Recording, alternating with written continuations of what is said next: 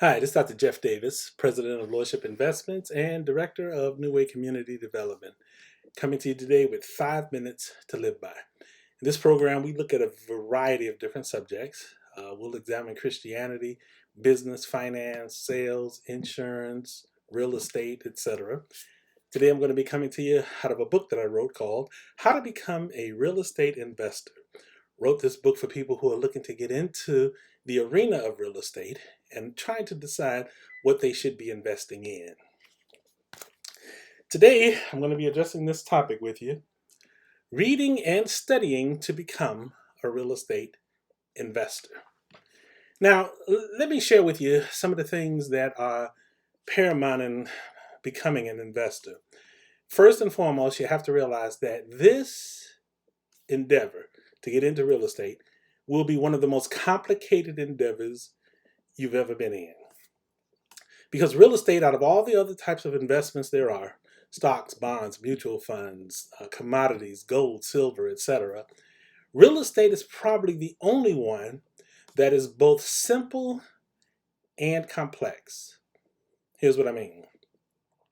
It is simple in the sense that most people know what it's like to either buy a house, rent an apartment, basically to stay in housing. You have to have some type of involvement with real estate if you're going to rent or buy a home. That's the simple side. The complex side is that real estate, out of all these other investment arenas that you could be in, is probably the most complicated because it involves the most number of people. Think about the average transaction. You've got a buyer, seller, realtor, lender, appraiser, home inspector, title company, attorney, and there could be more people in addition to that.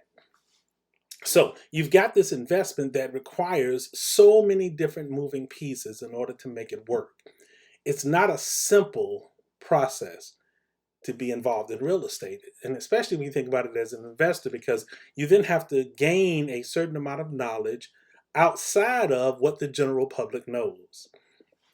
For example, as an investor, you need to know what an amortization schedule means. You need to have some familiarity with terms like depreciation, cap rate. Real estate has its own language. And so, in order to find success in this, you need to learn what it means to be an investor.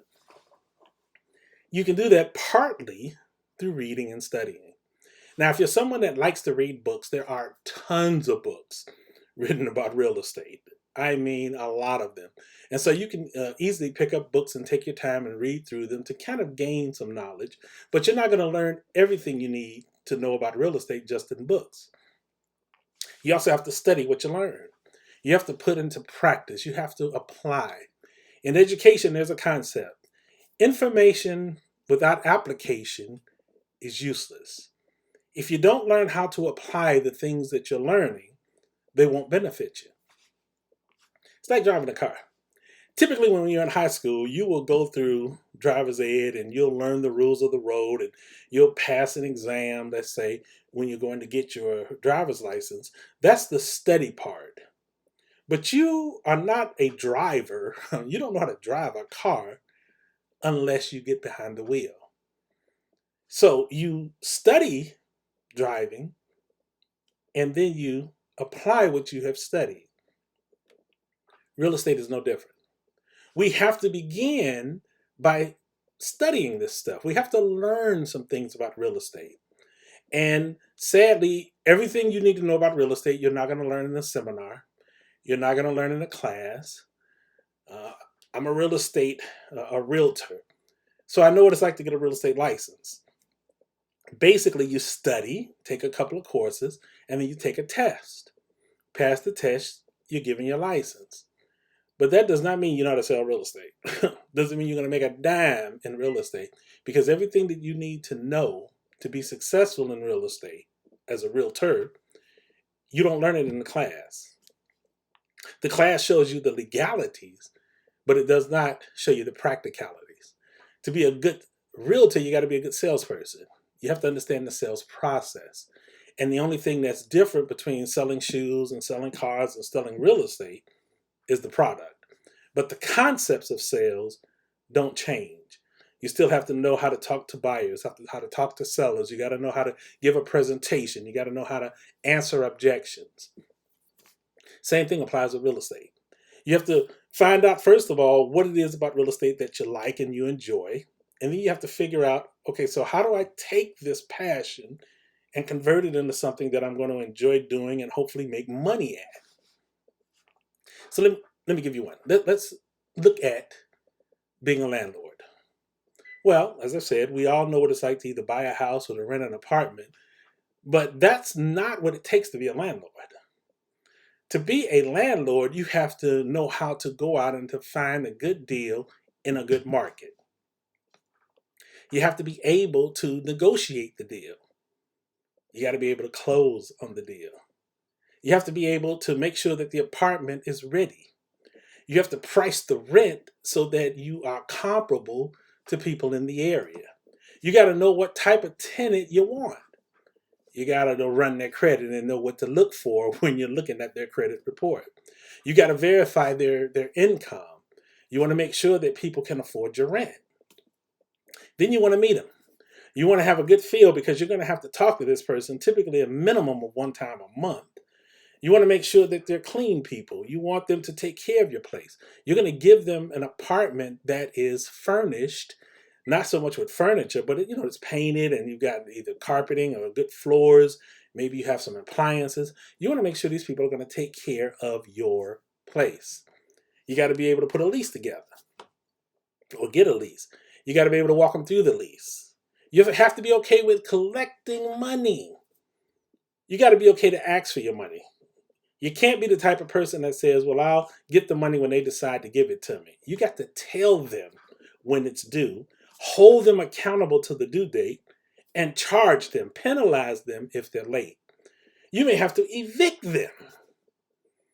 Now, I've just kind of walked you through a basic understanding of what it takes to be a landlord. And as you can see, that's not the same as being a tenant. And the same thing would apply if you wanted to be in fix and flip, if you wanted to do wholesaling.